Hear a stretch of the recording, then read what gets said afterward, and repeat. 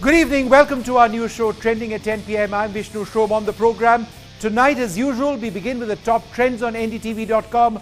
Take a look what's buzzing on Twitter. We'll move on to our top debate and also look at some other stories that are creating waves among viewers and readers across the country.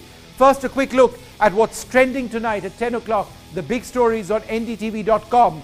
Firstly, it's the big story everywhere.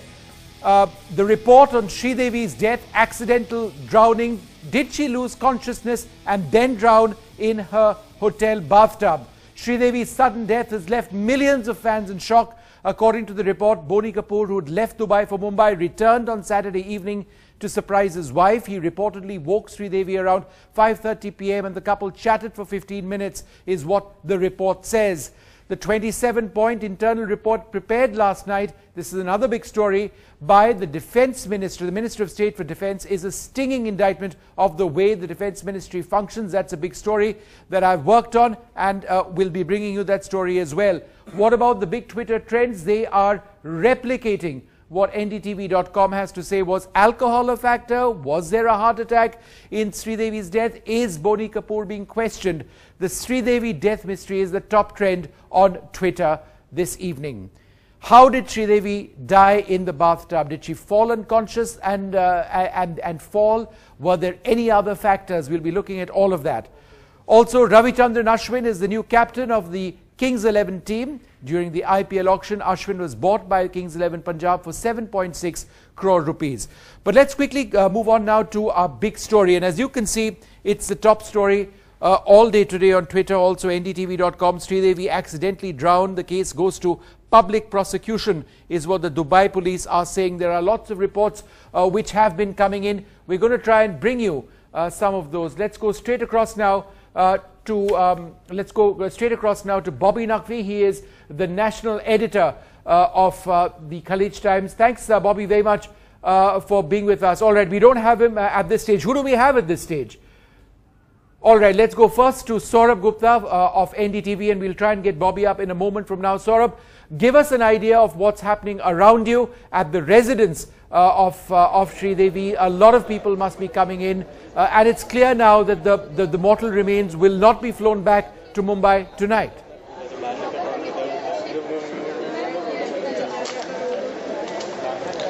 That's absolutely right. I mean, everyone's coming to terms with the fact that the body will not come back today. It'll come back tomorrow or perhaps even later. That no one knows. But yes, a lot of stars have come in, excluding Sridevi's co-stars. In fact, Kamal Haasan came in and he drove in. He was in tears when he was driving in to mourn with the family. Now, of course, there are several family members here. Top Bollywood actors have been here. Anupam Kher, Kamal Haasan, Rajnikant is also supposed to be here. And all these people have at some point worked with Sridevi. They say that her canvas was huge. She was perhaps India's first female superstar, like we've been describing her. And everyone here, of course, sharing that grief that the entire country, her fans, have felt on Sridevi's sudden death in Dubai. All right, let's go across now to Khushbu Sundar. We're also joined by Adil Hussain in the studio and Dr. Rajneesh Kapoor, a senior cardiologist. Let me first go across to you, Khushbu. As every moment passes, is there a worry? Is there a sense that, you know, it's an untimely demise? It's a very, very sad demise. She is a hero to so many people across this country.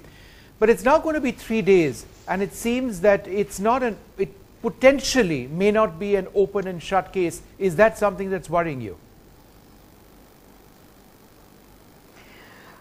Vishnu, right now my thoughts are with the family. My thoughts are with Mr. Boney Kapoor and their 2 young children, Khushi and Janvi, and the entire Kapoor household, because it's not easy to lose a family member.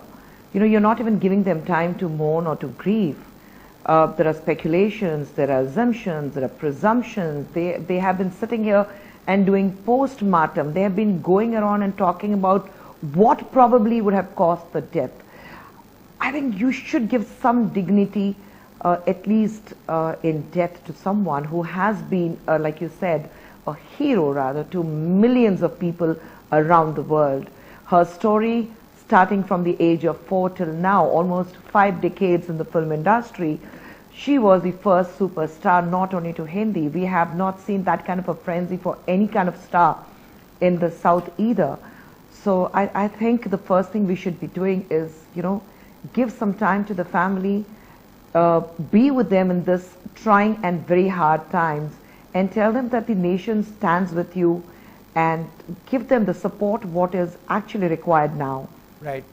Adil, is it also your, and we won't get into these crazy theories, at all. I mean, I won't do that.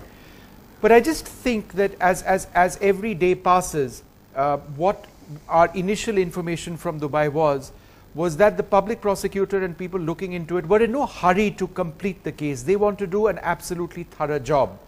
And therefore, there are questions which are being asked now, and perhaps a clear answer needs to be given that she was such a celebrity, such a hero, so loved, on what really caused her death. Isn't that something that is a realistic expectation for people to have? That could be, but I think, as Khushbu, I really agree with her. The sanctity of her grand departure, sad at the same time, but the grand scale that she lived her life, I think I will completely stay away from commenting on what could have caused her death, except for the fact that she passed away and leaving us completely sad, heartbroken, with tears flowing from people. I have just seen few interviews of common people traveling from Bikaner, from South India, to see her mortal remains in Bombay. I think that we should focus on that right now, and investigative journalism and the investigative agencies are the competent authority to talk about it. But let's just try and get an idea of what's happening in Dubai right now. I'm joined by a correspondent of the Khaleej Times. Thanks very much for being with us. Dhanusha, is the public prosecutor convinced at this stage, or are there further investigations carrying on?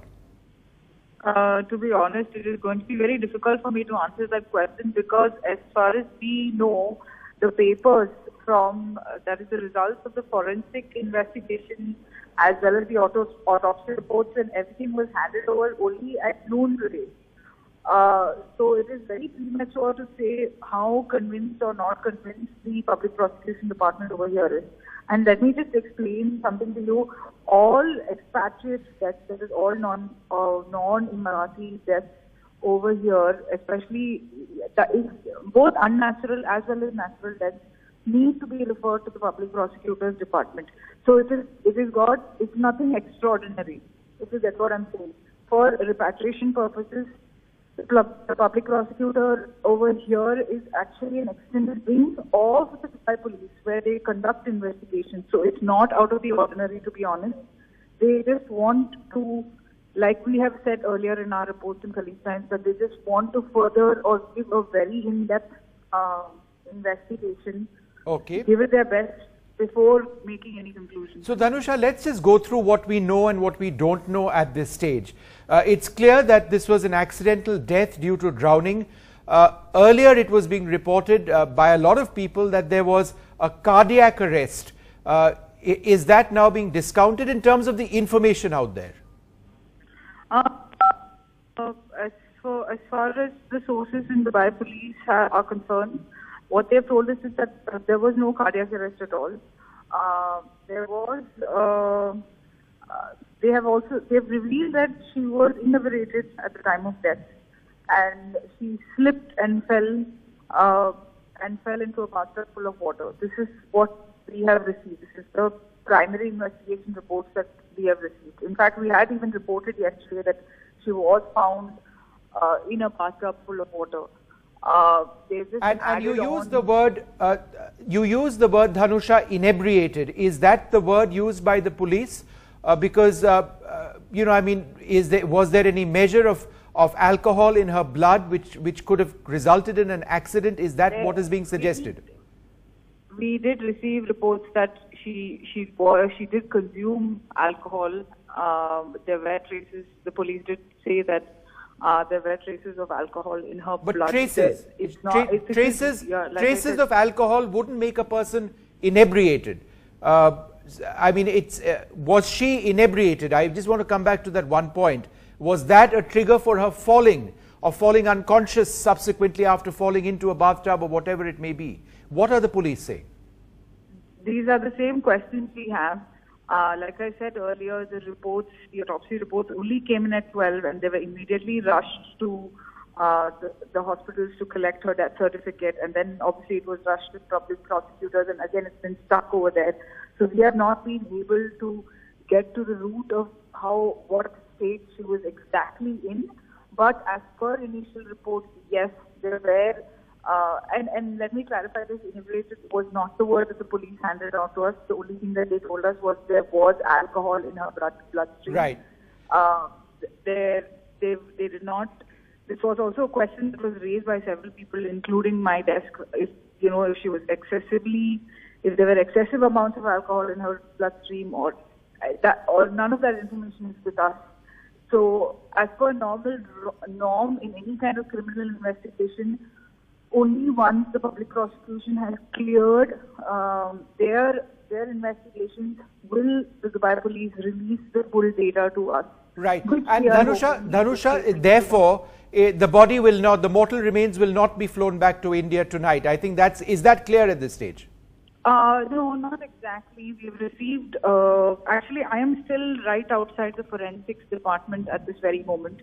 And we've been here since 8 this morning. The thing is, obviously, for the repatriation process to get anywhere, the public prosecution needs to clear the paperwork. But in extreme cases or in special cases, there have been situations where a sitting or a duty public prosecutor has signed off records. Now, the next step is obviously that her body needs to be taken to the embalming unit in Mahaisana for the embalming procedures. Now, what we have learned more recently is that too is a possibility, because on special request from higher authorities, the embalming unit staff will also stay back at request. So this could happen or could not happen. There is literally no clarity. And Dhanusha, what about Boni Kapoor? Has he been questioned by the police? Has that happened at all? This is something we have been constantly probing the police on. They have not been very clear. But since they did suggest that since he was the first to find her, he did have conversations with them, that he did give a statement. But to what extent his involvement is, or to what extent or how long their conversations were, none of that has been made clear. And neither, except for one family relative who identified himself as Saurabh Malhotra, no one from the Kapoor family has come to the forensics department in the last 2 days we've been here. All right. So we don't know his whereabouts.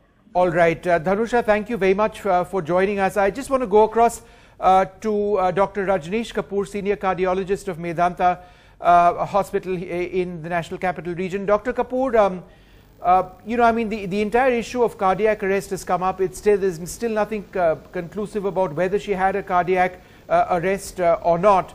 But could a cardiac arrest have resulted in a situation when an accident like this could in fact have taken place? When she's had a cardiac arrest, she could have fallen inside a bathtub or something like that, or perhaps she was in a bathtub and she could have drowned because of a cardiac arrest? Yeah, so Vishnu, I think, there are a lot of speculations going around, all these stories are around, but I think this is not ruled out. So even a post-alcohol, if the guy is inebriated or a person is inebriated, there are various things known in a post-alcohol effect to the body, which includes a lot of arrhythmias. It could be atrial fibrillations and other arrhythmias post-alcohol intake, and obviously, if there is some substrate in the heart, like the heart is hypertrophied, even these arrhythmias can lead to sudden cardiac arrest and then a subsequent immersion into a bathtub, which led to some evidence in the viscera by means of, the forensic guys are noticing that there is some water collection, whereby they are, pointing it that it could be because of drowning. So what I mean to say is alcohol, some rhythm problems which can lead to cardiac arrest, and then subsequent, signs of drowning are existed. So all these things are widely known that it can happen post alcohol intake, post binge. Doctor, nearly 50% of Indian women are at risk of heart disease. Isn't that correct? And while she may not, to the best of our knowledge, have had a heart condition in the past, this is a susceptibility. Indians are genetically predisposed, perhaps more than others, to heart conditions. Absolutely true. I think we have followed this myth for many years that women are protective because of the estrogen hormone in once they are having cycles, the pre-menopausal phase. But this is a myth. Now it's well known that women are equally prone to have heart disease as men, even in between the age group of 35 to 50 years of age. So this is well known, and also it is well known that women they keep on ignoring their symptoms. Many a times their symptoms are very atypical. They are not the typical symptoms as of angina or chest pain. They only can present with indigestion, which they keep ignoring. So because of that, actually the heart disease first presentation could be very grave, and many a times it's a sudden cardiac death. Yep. Whereby there was no existent reports prior that the patient had previous signs of heart disease. This is well known, and the grave presentation is also well known that it could be the first presentation as a sudden cardiac death.